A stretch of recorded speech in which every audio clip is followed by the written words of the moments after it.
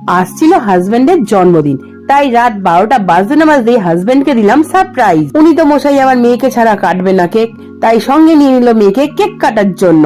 ওই দেখো মোমবাতিটা আবার বোঝাতে ভুলে গেছে, মোমবাতিটা আবার সঙ্গে সঙ্গে নিভিয়ে নিয়ে কেকটা কেটেই তুলে দিল মেয়ের মুখে।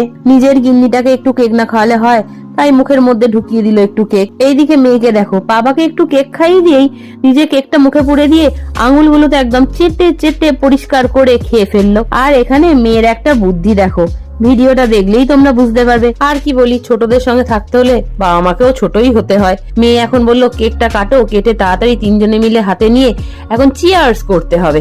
এই দেখো চিয়ার্স করে এবার তিনজনে খাচ্ছি কেক। কেকটা তোমাদের একবার দেখিয়ে দিই। কেকটা ছিল কেশর পেস্তা কেক, যেরম ছিল খেতে সুন্দর, সেরম ছিল একটা সুন্দর গন্ধ। কেকটা দারুণ। কেমন মামাম কেকটা? দারুণ খেতে। কি বলছো? দারুণ খেতে। আমরা কেক খেয়ে এনজয় করি, তোমরা তাদের চ্যানেলটা সাবস্ক্রাইব করে দাও।